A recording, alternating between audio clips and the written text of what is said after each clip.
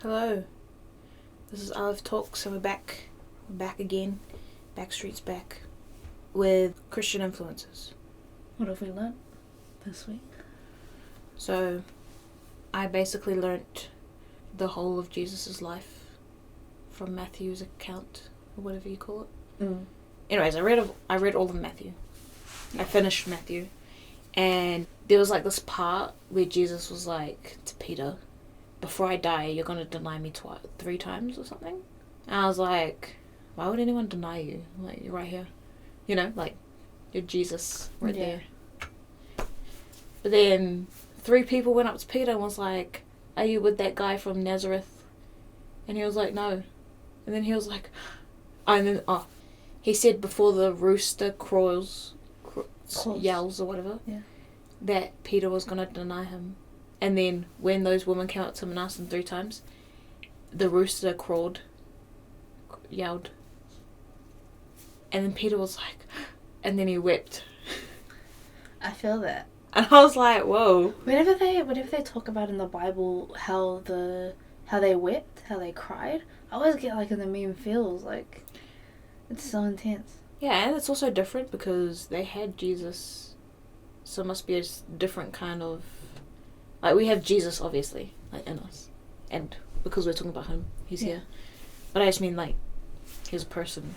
Yeah, like they were looking at him, so it must have been such a more intense feeling. Yeah, I get that. Of shame, you know. But I was thinking about it and I was like, whoa. And I was like, I don't think I would ever deny Jesus. Yeah. And at least we know if Jesus were to ever come, it wouldn't be in the same way he came before. Right. So we wouldn't be struck with the suddenness of our brother becoming Jesus, you know? Right, yeah. Like, yeah. Yeah, but if Jesus says that I'm going to deny him, then obviously I'm going to, because he knows everything. Yeah, I get you. And if it happens, like, be pretty ratchet. I don't think if Jesus was like, yo, Kenzie, you're going to deny me before so happens, then I'd be like, no, I won't. But then, because he's Jesus, you know? Hit some mean trials. True. I hope I never get to the point where I'll ever contemplate denying Jesus. I feel that. Because as I am right now, like, I'm safe and all that stuff. Yeah. And of course, like Alice always tells us, you know, doubt is needed. Yeah, doubt is what makes faith. Yeah. But yeah, anyways, I don't want to get to the point where I even think about denying that I believe in God. I get you. I get that because, you know, I think about the situations that some Christians go through, like, you know, some of them get killed if they don't deny God, or their families get killed. I just look at my family and be like, I would hope to be like, looking at them and just be like, I'm sorry. I see you. This is my Lord. Yeah. I have to be that courageous too. But I don't hope my family gets killed. Yeah. Like, I don't want my family to be killed. Yeah, I just mean if the situation were to arise. Which is really unlikely in our country. Very, very, very unlikely. I still want to have the strength to be able to put God first. Yeah, I get you. Besides, he doesn't trial us with things we can't handle. Yeah, I love that. What did you learn? So I'm still reading Deuteronomy and Acts at the same time. Don't remember if it's... I'm pretty sure it's from Acts. But there was this guy who was angry at... I think it was Acts. Angry at some of the dudes going around praising Jesus and stuff. And so he tried to, like, gather them all up and, like, put them in jail and stuff. And then, like, they escaped and they got more people to believe in Jesus. And his name was like Herod or something like that. Oh, Herod. Yeah. I've heard of that in the Bible somewhere. Yeah. And he went and, like, donned his, like, robes and stuff. He was like a king. And then he went up and he made this big speech and the people were, like, casting him down, saying, this, oh no, people were saying, not casting him down, they were saying, this is not a man but a god to him. And so God got angry and struck him. One of his angels struck him down and he died. It said he died and like the maggots ate him or something like that. Oh, yikes. And I was like, that's right. That's right. Everyone gets their chance to find God. Their chances. Chances, yeah. God's so merciful. He is. What else did I learn? I don't know, because I'm kind of just like, I'm reading through it.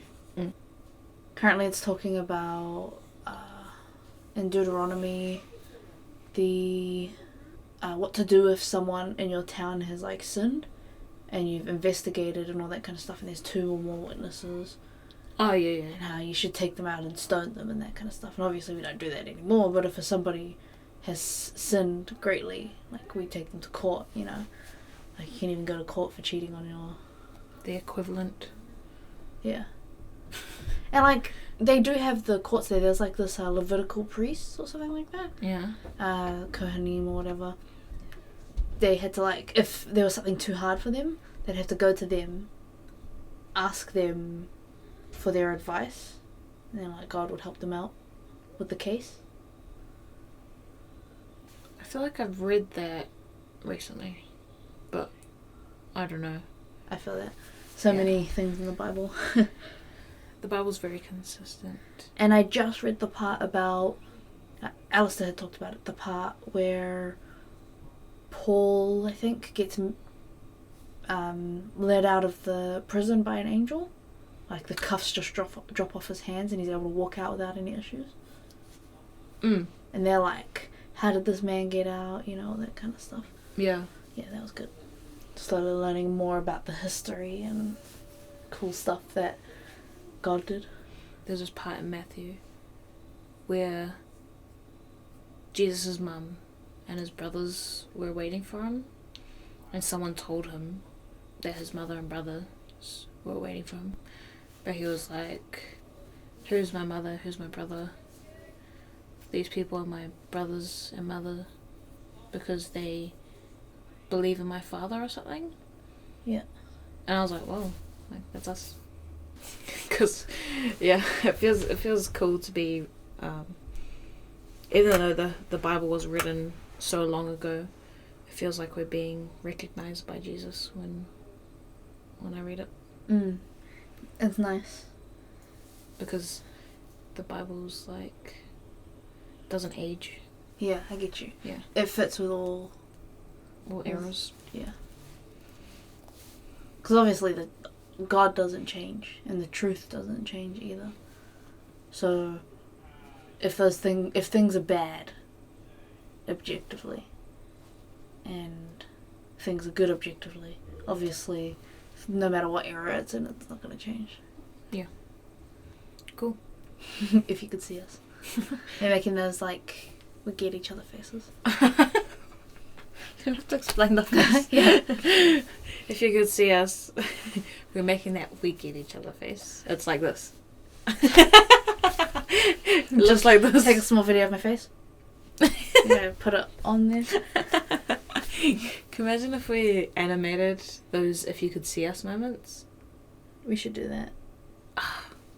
One day in our life when we've got enough time. So, I guess as Christians, our biggest influence would be the Holy Spirit. For sure. And the Bible. Yeah. And then we have our friends and family. And then outliers, like the rest of the community. So, since we have so many to go off of, obviously there's some good and bad influences. Always. And the Holy Spirit's the best one. Yeah. Naturally. Because that battles against our sinful natures. Though it can be hard to interpret the Holy Spirit. Yeah. And that's where the Bible comes in, and also our friends and family. Like none of it doesn't coexist. Yeah. But it's easy to get trapped in the bad influences, I think.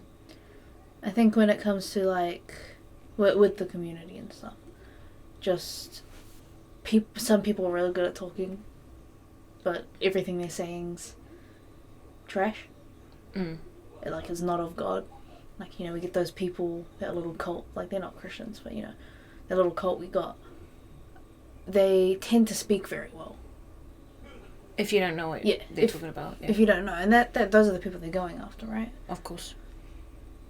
They tend to speak well, and it's like, it can be scary because those are the types of people influencing the ones around us who don't believe.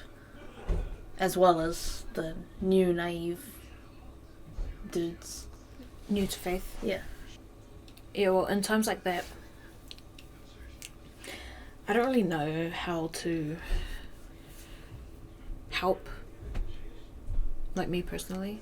I don't know how I would help with that, since, like, I'm not following around the cult and talking to everyone they talk to afterwards. I get you. I guess it's just best to pray about that kind of thing. Yeah, like I was praying once when I saw this guy getting talked to, and, you know, the guy was talking about how he hadn't been to church for a while, you know, doesn't really go anymore, and I just felt bad that those people were talking to him. I usually, whenever I see people that I feel like are going around preaching or whatever, I usually pray that they get the correct message across. That even if they say it wrong, that the other person, that God might work it well for the other person, you know? Or even if they're saying it correctly in their viewpoint, that it benefits the person listening's faith towards God. I get you. Well, within specifically, I guess, the Christian community, it can be pretty hard to... Sometimes it feels kind of isolating. It can be kind of isolating when you encounter a lot of people who haven't actually met Jesus. Because, like, it's great to have a community full of people who have met Jesus. A community, like a church and stuff, and people around you that are real Christians. Like, I don't know how else to explain that. Oh, yeah. Because with the whole thing of people not knowing Christians, it's kind of restricting because you don't know how to talk to non-Christians. Yeah. Yeah. You know, we have friends who aren't Christian. You almost feel awkward not being able to explain, really, how God worked in your life for a specific moment. Like, I still do it. I still talk about it. But, you know, it kind of like... Well, we don't know. We don't know that it's not making its way to them. Yeah. But it feels like that sometimes. Yeah, it's kind of hard being in that mood with your friend. Especially when, with your other friend, like me and you, we always talk about God in casual conversation. Because he's like the center of our life, so... Obviously he's in everything. Yeah, so it's hard to not talk about him. And, like, there's also, just like when you have a Christian community to always fall back on, you know, you always get to talk about God. And about maybe things that are troubling you, things you want to learn from other people's experiences and stuff. From people who, like, who are genuinely Christian. I think also as someone who, if you're someone who's Christian and you have a lot of friends that aren't Christian, or you don't have any friends that are Christian, it's easy to compromise on stuff. Because if you're so used to talking to non-Christians and you don't want to talk about God with them because it makes them uncomfortable, that means you can kind of get in that mood where you don't talk about God at all. Yeah. And obviously it's so important to have even just one person to talk to. Like, there's God, of course, but God, you know, wants us to have friends, wants us to have a community of like-minded people, because it helps us grow. Yeah. A person who doesn't believe in God is less likely to help you grow as a Christian, obviously. Yeah. There's also, you need someone to buffer off, if you get what I mean. Yeah. Like, how do you, I could think that God's telling me something, but how do I know? If you don't have someone to ask. Yeah. And like, yeah. Friends and people to counsel you, like your pastors and your close family members and all those kinds of things, just like for them to be able to look at what you're thinking and what you're saying from a Christian perspective, it helps you understand and make better decisions, usually. It's very beneficial to have Christians around you. You can think that you don't need it because you have God and stuff, but it just helps, I think. Especially, if either of us were dating, there's that whole infatuation thing that goes on first, right? And how can you know that you want to marry them if you're so caught up in them?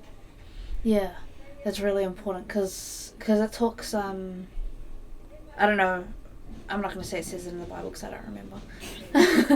But I do remember talking about how it's good to, I read it somewhere. I read it on a C.S. Lewis book. How it's important to go to the people around you to ask them if they're a person worth marrying. Their counsel is needed. Like, I can't marry someone who, if, my close Christian friends say is a bad idea, or if my pastor says it's a bad idea, for, the people I know that I'm close with that are Christians say it's a bad idea, because obviously something's wrong. Yeah. I might be infatuated, but you can't ignore the people you trust. Yeah, because their counsel comes from a good place. And even as Christians who think, I'm always listening to what God's saying, there's more than one voice in your head. Yeah. So if you're just thinking you're basing it off what God's saying, you could actually be ignoring what he's saying for your own benefit. Yeah. Fleshly things, like, I want to be right, I want to have fun, I don't want to look dumb. Everything other than I want to please God. Yeah. And not like please God to be like, yeah, good, like you can't, not good in his books, because we can't be, just like please God because we're working from him. Yeah. Just clear that up. There's so many different levels you have to go through. Yeah. We don't want anyone to think we're contradicting what we said in the last podcast. Yeah. But yeah. Though we could be, because we're not super intelligent or anything. Yeah. And humans are hypocrites, okay? Yeah, we are hypocrites. We're hypocrites. But I hope we're not openly being hypocrites and not seeing it. If someone thinks we're being hypocrites, just tell us, honestly. Yeah, tell us straight up, because we need to know where we're going wrong, and obviously your counsel as a community in that sense is needed as well. It's very beneficial, because if you're coming from God, then you're obviously coming from a good place, and advice from that area is good for us. I think when it comes to the Christian community, we did struggle with people who say they're Christians but they're not. Oh, yeah. Fake Christians. And it's hard to explain. That sounds harsh, right? To tell someone who thinks they believe in God that they're fake. That their belief is not in the right place. It's really weird. I didn't understand it until that thing with my flatmates, Yeah. And it's not that someone who sins is not a Christian, right? Because we always sin. It's the idea of whether they're willing to turn back to God for those sins. To realize... Yeah, repent. To repent. To take on the counsel of the people around them. If they're not blatantly ignoring God. We make mistakes and that happens and it might change over time. But you can really tell when someone's not a Christian when they think they are. Yeah, you can tell when you're being genuine and when you're not being genuine. I get that. Because, for me as a Christian, if I was to find out I was doing something that was against God, right? It breaks my heart. It makes me upset. Because I don't want to do that. Especially if you didn't know. Yeah. It's even more thank you, Lord, for showing me what I was doing. And it's also like, how can I be so ignorant to what I've been doing to be going against God like this? And like, God always works in perfect timing. Of course. But like, as a human from our side, when we can't see the future, it's just like, wow, I spent all that time doing it so messed up. Mm-mm. But as the people who say they're Christian but they're not, like, they don't seem to have that sense. That's really, I don't like that, because it makes me feel like they're trying to take God for a joke or something, you know, and not take him seriously. Like, they just need his name for the sake of their image. That's it. Yeah, rather than for the sake of themselves. Or because God's great. Like. Yeah, because he's awesome. But, like, I don't like that people can underestimate God like that. Of course, God will show them. Yeah. When it's best for them. Yeah, and it's up to God, and I don't really have a right to feel this way because I'm just Kenzie. Yeah, I get you. And my life is like a withering flower, you know. But that's a Bible reference. Yeah. I don't know where in the Bible, because we don't know Bible verses, but it's somewhere in there. I like that part, wherever it is. I think it was in Job. I think I read it. Whatever.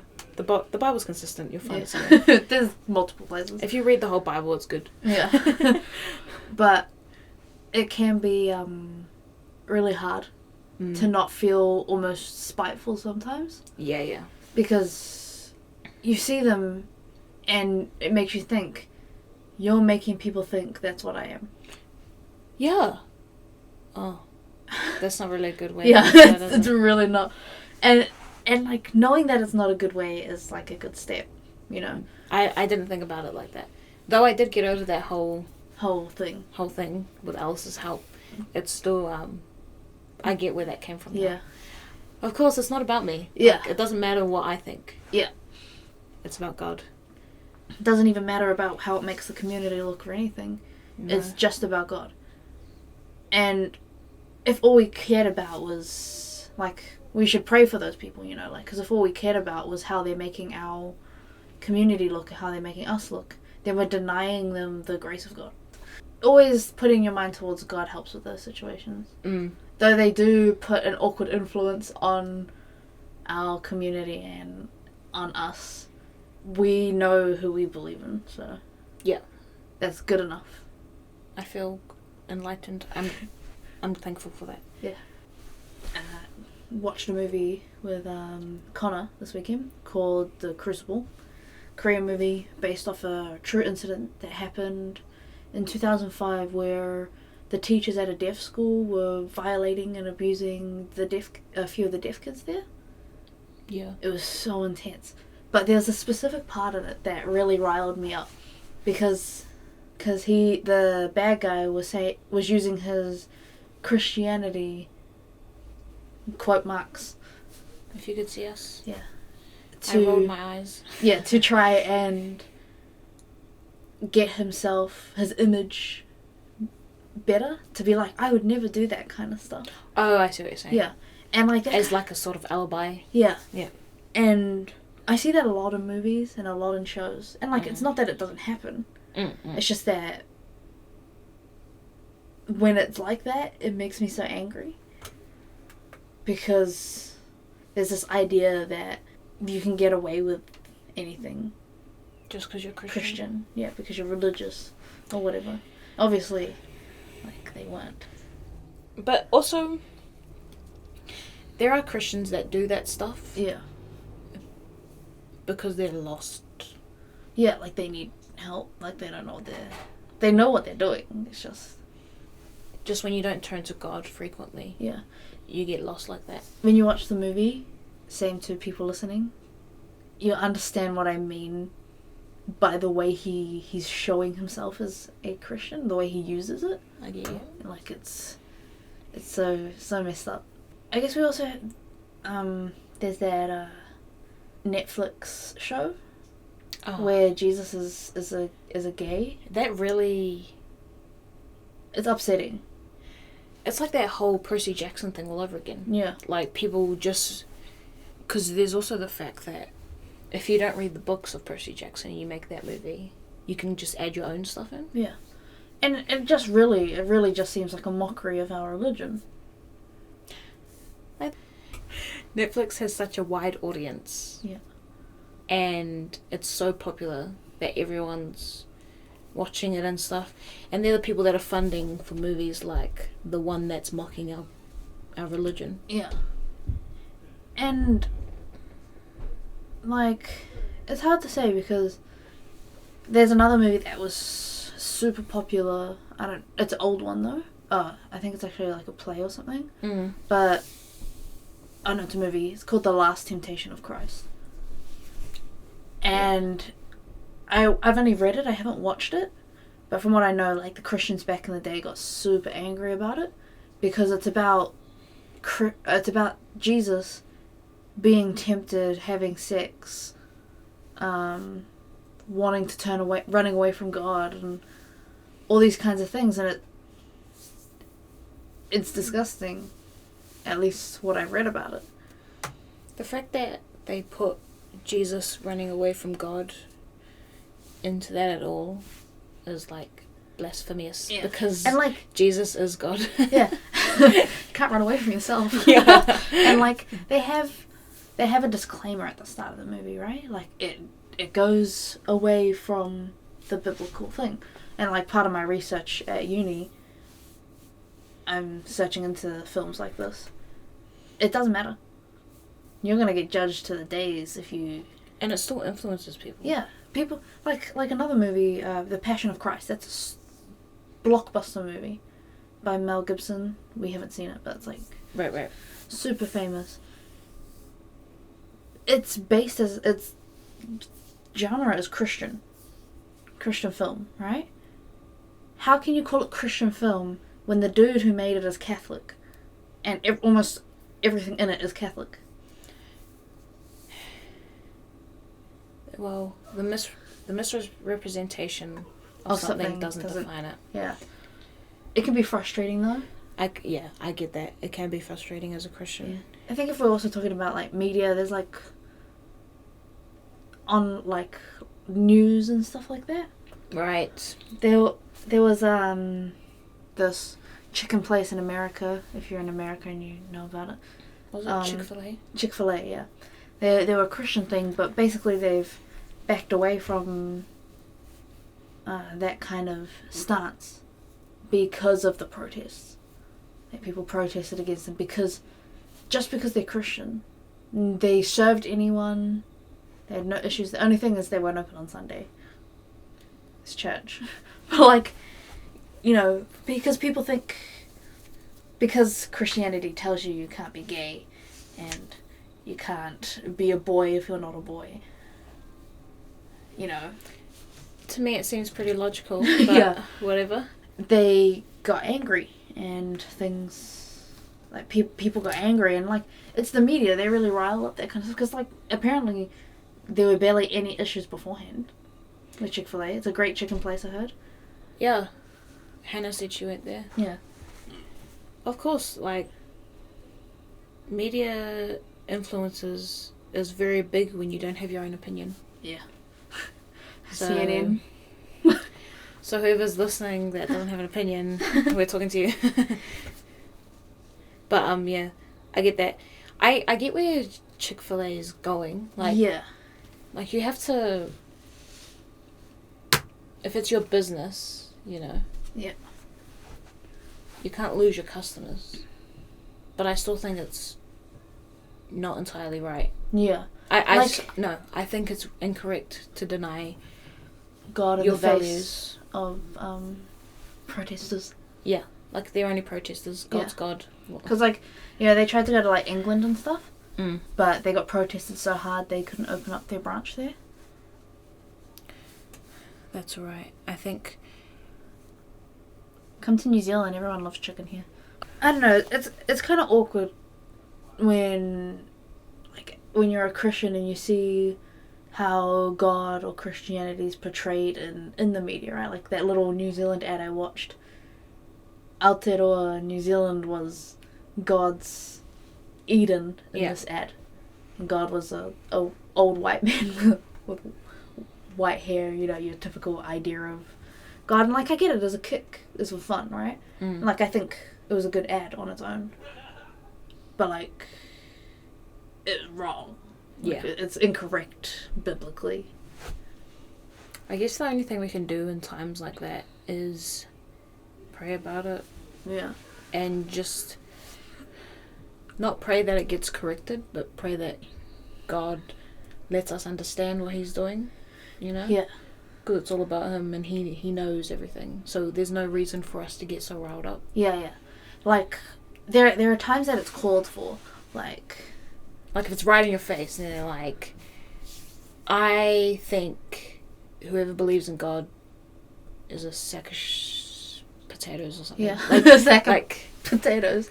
Like, if they outrightly just say, you who believes in God are going to hell.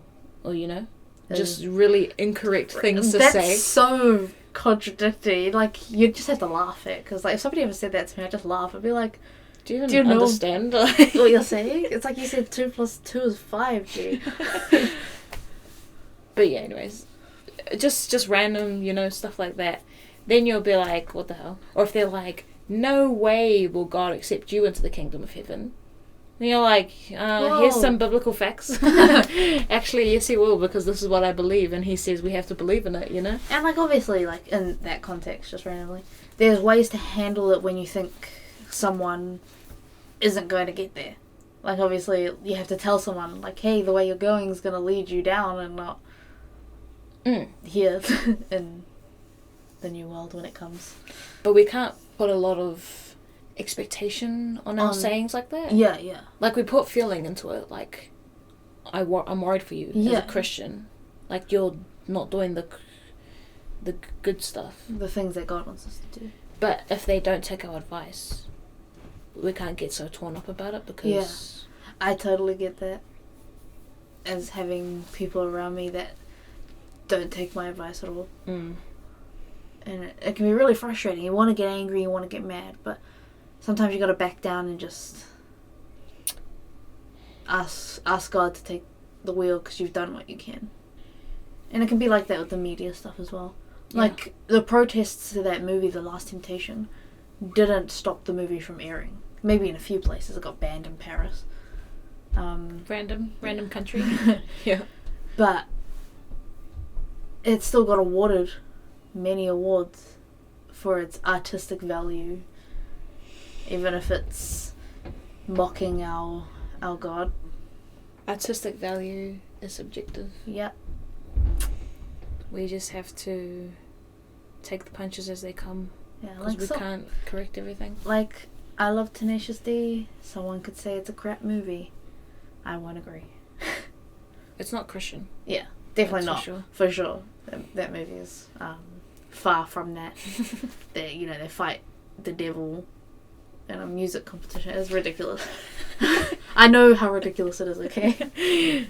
Yeah, even my favourite movie is not Christian either. The lack of Christian values in our favourite movies. It's not like we're influenced by them. We just enjoy watching it.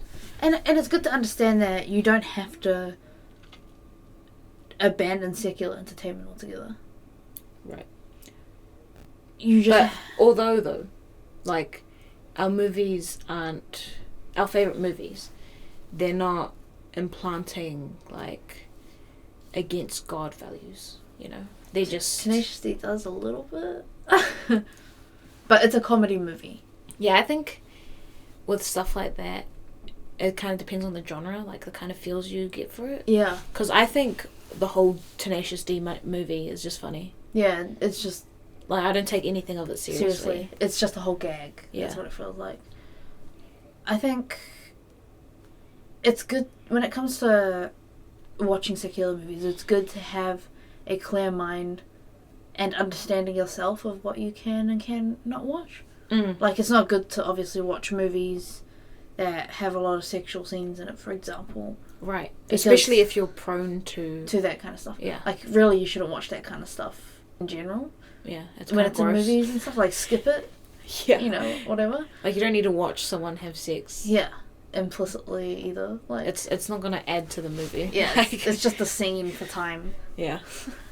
Like, you have to make the conscious decision of whether it's something you can handle or not. Whether your mind is in the right place to be watching those kinds of things.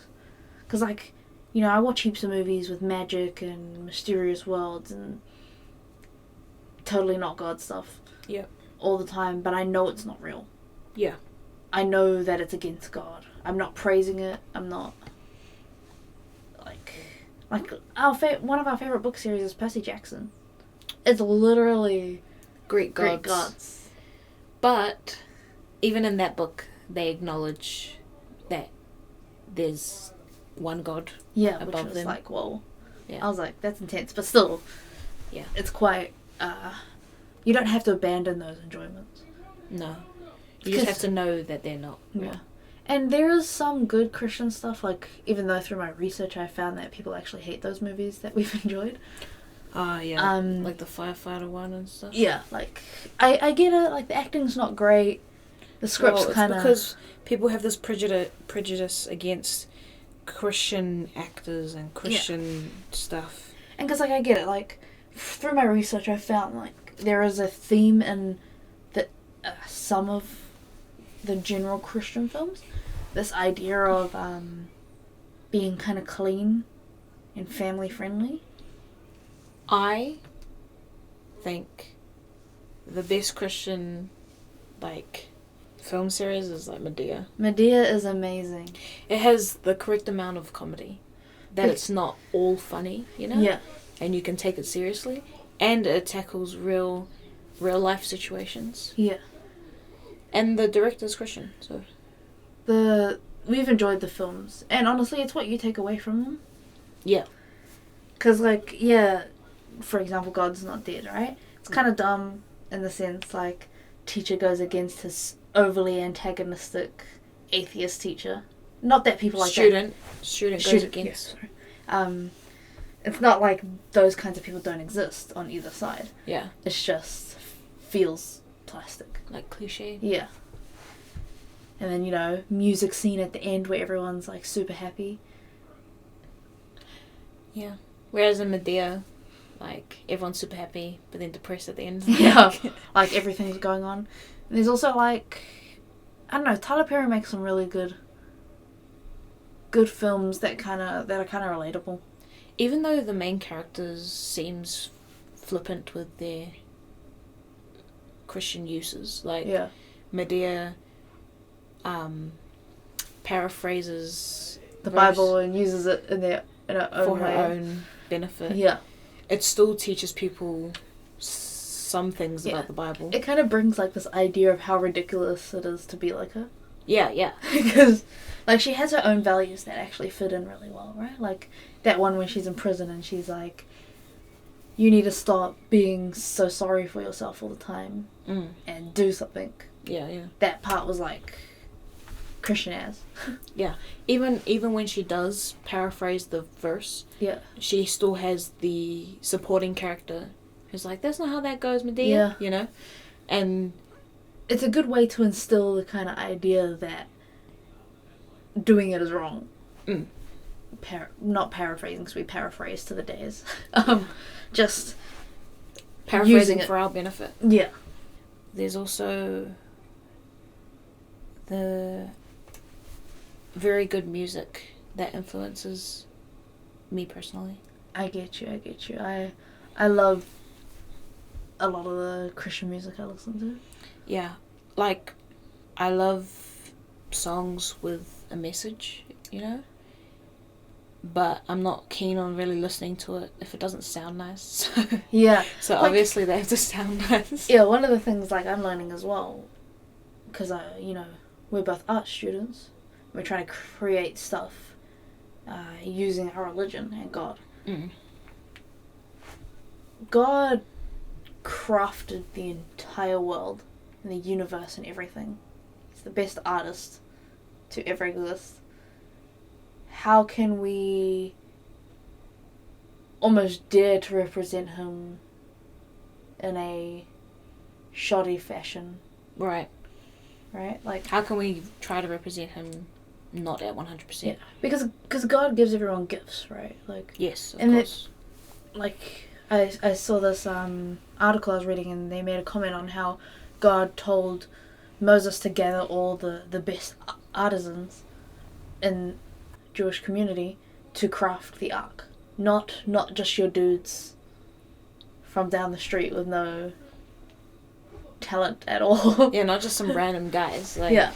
Just you who studied carpentry for like 10 billion years, you know? Build the house. Yeah. You know? Like, I get that. Like, not everyone can be singers. Yeah. But there's some very good Christian singers that give the feeling to people that I want to listen to this because they're so awesome at singing and their message is great. Yeah. Like, straight up the Walls Group.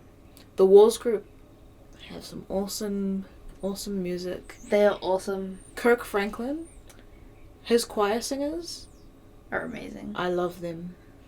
And then, you know, Alistair. Yeah, Alistair. Yaakov. And, like, there's even rappers. Like, I like Lecrae. Oh, yeah. Like, he's got some mean songs. When Hobson was in his whole Christian mode. Yeah. He had some really good... Because he's so poetic. Yeah. He's really talented. I don't know if he's Christian or not anymore. Yeah. But I'm praying for him.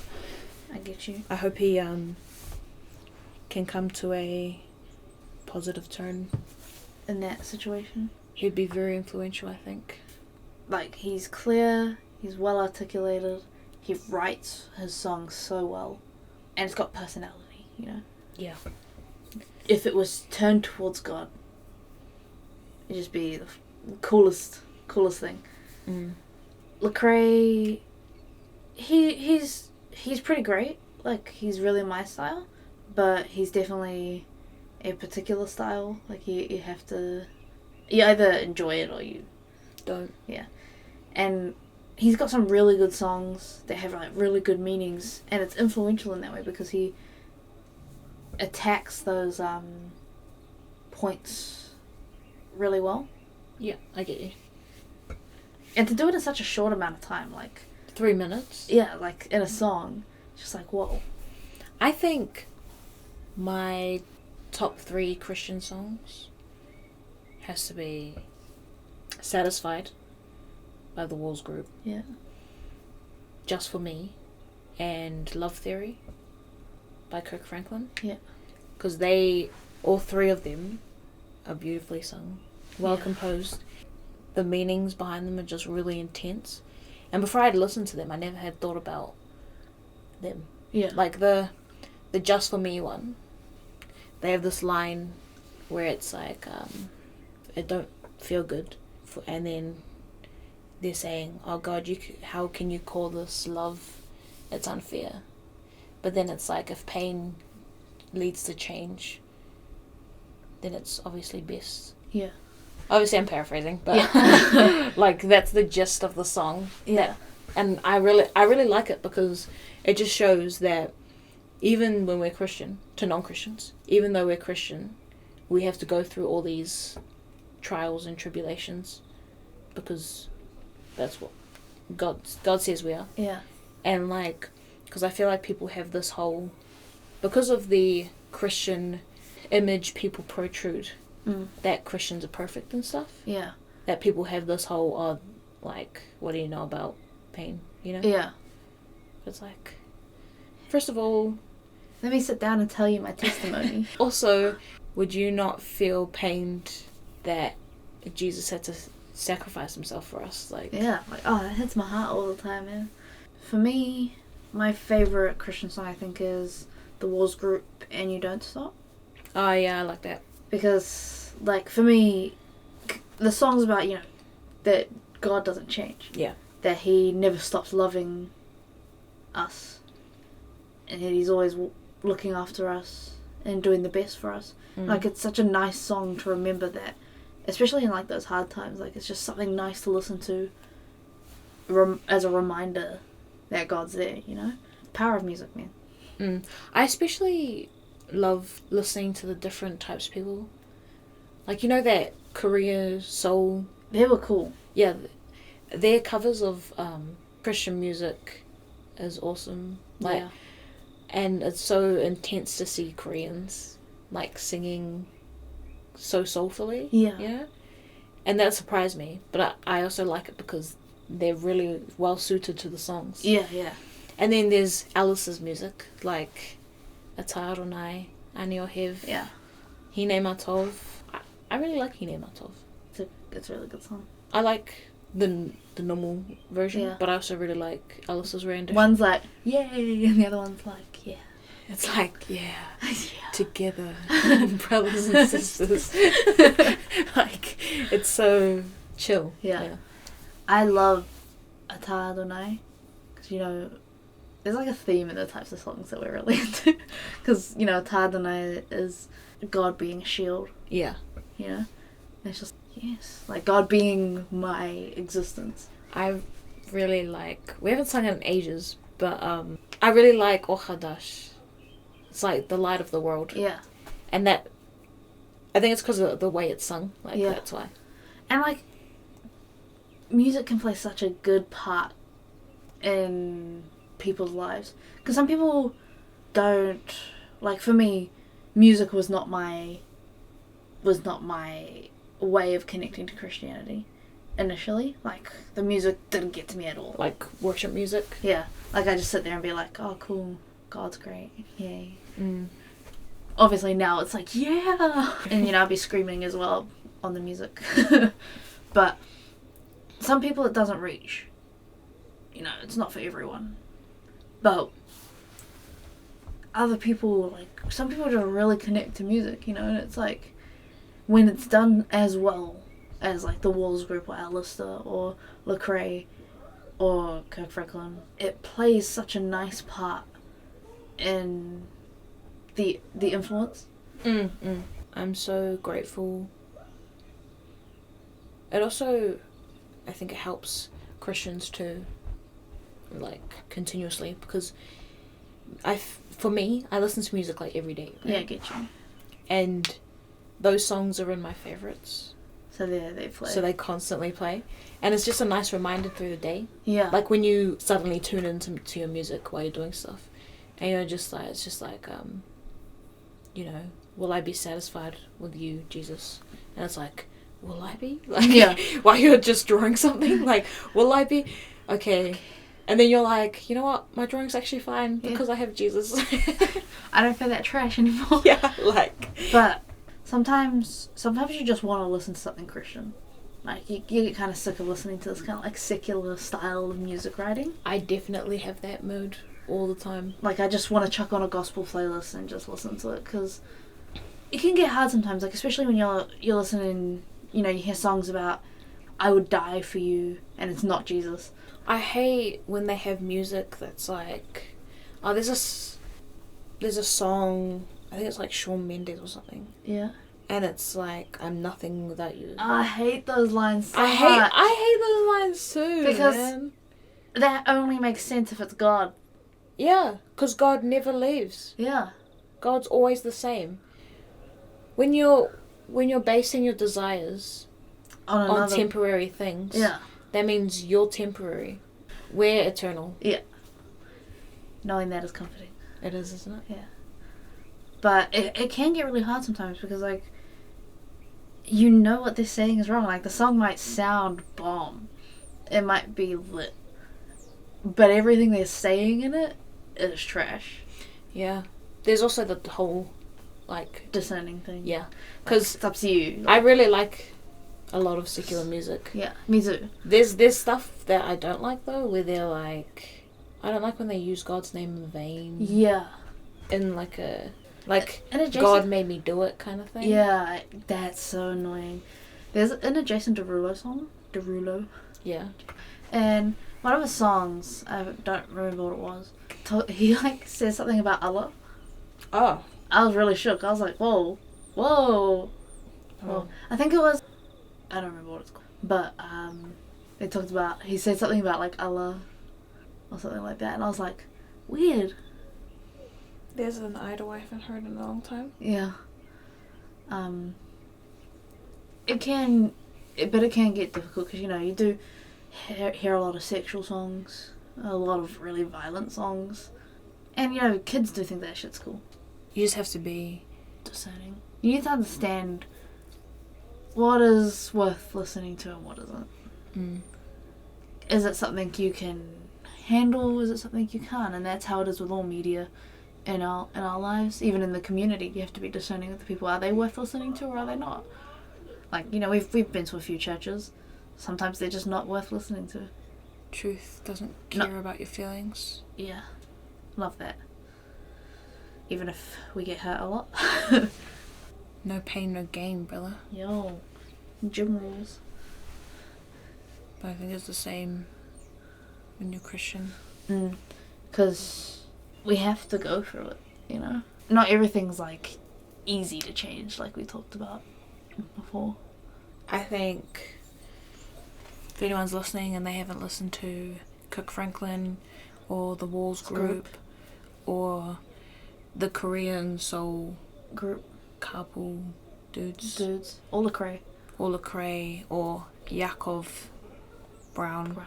Yaakov ben Yehoshua. Just give them a listen.